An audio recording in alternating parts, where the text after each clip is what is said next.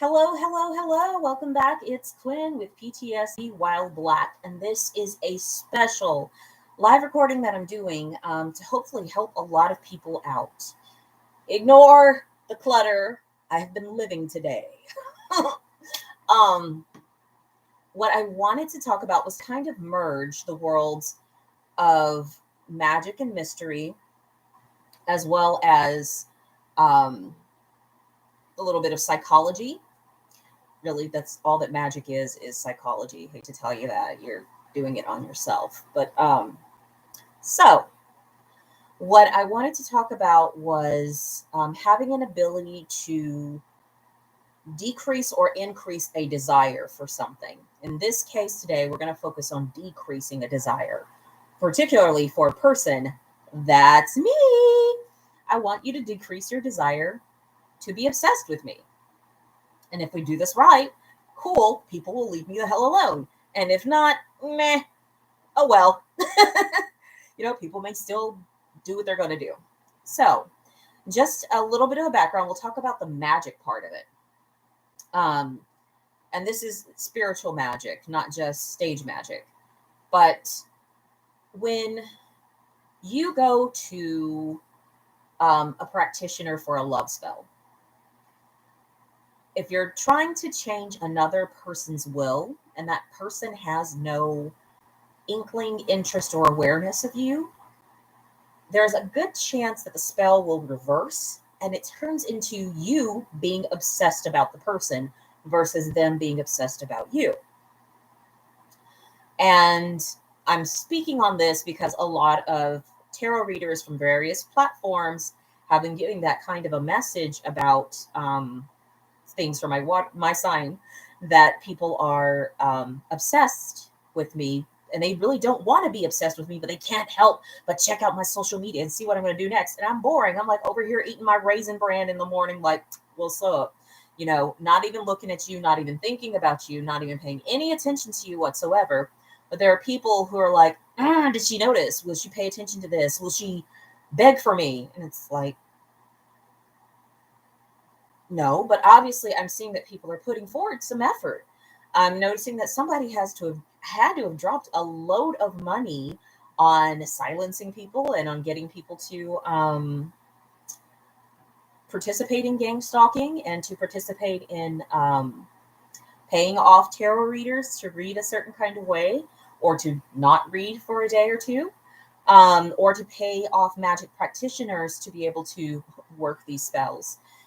Or spells upon other people. And I'm like, damn, that's a lot of money wasted when you could have just known this tip that exists. It's that if you're trying to change somebody else's will and they are not inclined, it's not going to work. Picking up a phone call, sending a greeting card would work a lot better than trying to secretly change somebody's will. So I'm just going to put that out there. But good luck, do you. Wishing you the best. Pew pew. So with this situation, there may be someone I explained this because I did it in high school. That's how I know. I did it in high school, and it was just like, oh my God, I can't stop thinking of this one guy. And it's like I wanted his attention, but I couldn't just come up to him and talk to him. And instead it was just I'm left thinking about this one guy. And so it was really, ooh, you worked it on yourself kind of thing. And when you think of hypnosis, it's pretty much whatever you focus on, the more you focus on it, the more you go to it. The more you want it, the more it builds. The more builds upon more. So, and that's just working with your subconscious mind. That's just how it works. So some ways to kind of do this is instead go towards what you'd like to have, which may be for you to have the attributes of someone who this person would be interested in, or for you to be someone who's ready to receive love in your life. Putting the focus on that, getting a spell on that, or whatever way you want to go about it, baby. Putting the emphasis on that will help you to get greater success towards your goal than trying to change the will of a person. And trust, it's like is don't teach a pig to whistle because it just frustrates. It wastes your time and frustrates the pig. I think that's what it is. Yeah, that's the kind of thing. So what I'm going to do is an NLP, neuro-linguistic programming, which is basically the things that we say and how it programs our minds. And it's either the things we say out loud around us or that we think again and again and again in our minds. It gets programmed. So this is an old technique that was being used as kind of like a near and far technique. And let's see if I do it. If I do it right, cool. If I don't, look it up. I don't know. I don't know what to tell you. I'm not there with you face to face, so I really can't do it with you. But what this is I want you to think of something that you. Okay, I thought my cat moved. I want you to think of something or someone that you are obsessed over. And just get that picture in your mind. And imagine how close is that image to your face when you think about it. Because usually when we are obsessed, it's like right here in our face all the time. Whereas if we're less obsessed, it's further and further away. Okay? So just kind of giving that as like the relative view of this is, I've never done this on a computer. I've always done this live with people. So let's see if it works, right? Worst case scenario, you can play this back for your friend and be like, please do this for me, help. Or you can just do it yourself. Really, you can do it to yourself with your hand near and far. So, okay. And the application I've used this on was around fears and obsessing on certain foods. Not gonna lie. I don't like Snickers as a result of doing this. And I don't like Doritos. I'm not a big fan of the nacho cheese Doritos. I will eat them if there's nothing else, but it's like, I used to be obsessed, like, oh my God, I gotta have these. And now it's just like, this is just another chip. And so it's kind of what it does is that it just helps to take away that I gotta have this to, that's just one of the many options that's available. And it was so fun doing this because when I did this and I tried to go shopping at the store for the thing that I was trying to be obsessed about, I couldn't find it. And I couldn't remember, like, okay, I know I'm looking for this thing and I'm standing right in front of it, but I can't see it. It's just your mind's not paying attention to that right now. So let's hope that this works. I hope it works. Okay. So imagine the person that you are obsessed with. And taking your hand, putting it up to your face. Let's say you're putting it up to your face. Just to put that picture of that obsession into your hand. We'll do it. Put it in my hand. Let's just put it in my hand. As close to the screen as we can get. You can bring your phone closer to your face if you're on your phone. Take the image of that person and just put it here in my hand. Okay? And it's at this distance. Okay, great. Now, I want you to think of someone you can't stand, someone who just irritates you. And this can be famous or not, just somebody that you think about this person and you're like, eh. For me, it could be some former political leaders. I don't know. I'm just like, ew, you were the worst. But take that image, get that person in your mind's eye, and I want you, this could backfire, I just realized. I want you to take the image of that person and just put it into the palm of my hand. I'm going to go back, because I'm in my chair. Put that person's picture, that image into the palm of your hand. My hand. Way back here. It's away from your face. Got it? Okay, good. Good. So now back to the person that you like. It's in the palm of this hand up here. Person you don't like is in the palm of my left hand back here. Okay. Now, what I'm going to ask you to do is to take this picture that's in the palm of my hand, and it's if it's in color, I want you to just imagine it being black and white, still motionless, possibly even blurry. And just as I move my hand back, further back, the smaller the image becomes, the harder it is to focus. You can't pay any attention to it. It's blurry and it loses shape and definition. Okay? Good. And for the person that you dislike, that image here in this hand, the palm of this hand, let it become more vibrant. Just a little bit more vibrant. And as I move my hands up, you can probably see the image a little bit more clearly. There you go. You can see them just so clearly, perfectly, bright as day. Okay. Now, we're going to start with their original positions again. The person that you really like is here. The person that you dislike is back here.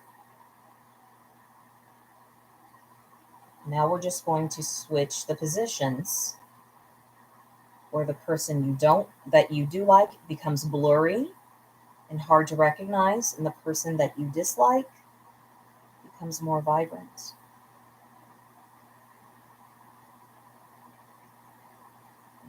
Okay, so now here's the question. How do you feel about the person you thought you were obsessed with? Okay, and how do you feel about the person that you dislike?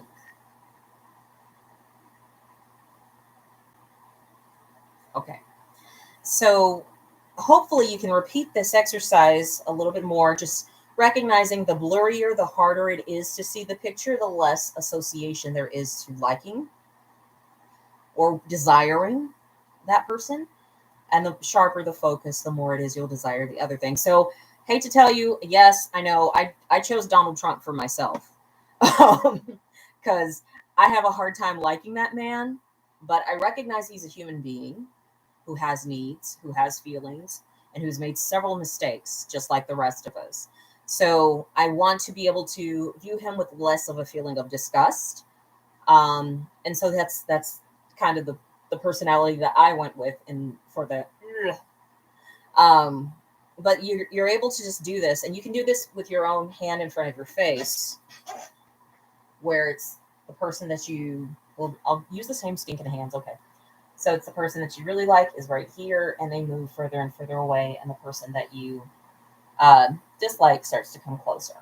So that really, it creates a balance. So you can do this to yourself, just recognizing the same thing of making the picture become clearer, sharper, more focused, if you want to increase the desire for something, and blurry, dull, and hard to see if it's for a person or situation or thing that you do not want to focus on.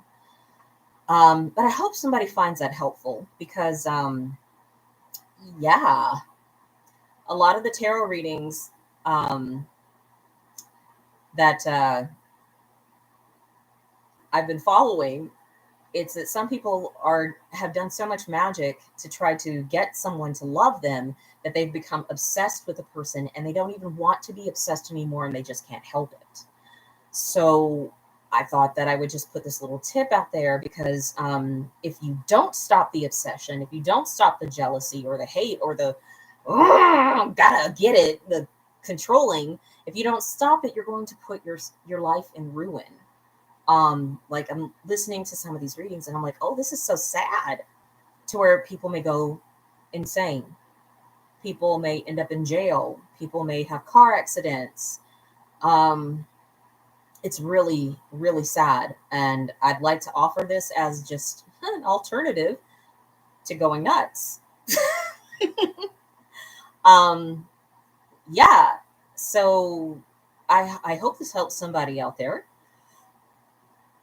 And it's called neurolinguistic programming. And I know somebody out there is going to know the real name for it. It's been years since I've practiced NLP. Actually, I'm not an NLP practitioner. I'm a hypnotherapist, but they went over NLP when I got my certification. But I can't remember the name of this technique, and I'm sure somebody's going to be able to know the name. But just Google neuro linguistic programming near and far technique, and I'm sure, or obsession technique, and I'm sure that you'll find whatever, how to do it. Or look up a practitioner in your area. Hey, let's help other people develop and grow, right? Um, yeah, yeah. And the other thing too is if you are finding yourself obsessed with a person, ask yourself, what do you really need? What is it that you really need that you think having this person in your life is going to fulfill? Because then if you can name the thing that you need, which maybe this person gives you this feeling of safety or affection, closeness, desire, whatever, how can you be or do that for yourself? That's the best solution ever, right there. Just be that for yourself, what you think you can get from that person. And that will also help to decrease the desire. The last thing is, if you are angry and resentful and hateful over somebody and you are just obsessed about, oh, I hate this person every day, the other thing that you can do is to wish for that person to receive all the good things in life that you want for yourself. The reason why that works is because you, by associating someone you dislike with the things that you want for yourself, it helps to make you indifferent to how you feel about that person, and you're reminding yourself all the good things that you want for yourself. That's why that works, and that's in oh, I don't have the book in here. The big book of Alcoholics Anonymous. It's the big resentment prayer, page 552, I think. I think that's where it comes from. But really, it's just basic psychology. It's learning to put something you really, really desire with something you really dislike so that it decreases. It decreases the pull that this thing you dislike has on your life. And you're like, oh yeah, I also wanted these things for myself. Cool. And the more that you're naming the things that you want for yourself, oh God, I hope I can do this. The more you're naming the things that you want for yourself, the more you'll be aware of them when they are in your presence. And the more that you will be willing to pursue and go towards those things that you want for yourself instead of bad mouthing or shaming or blaming another person. I hope this video was completely boring for you. Yay. All right. Till next time. Peace.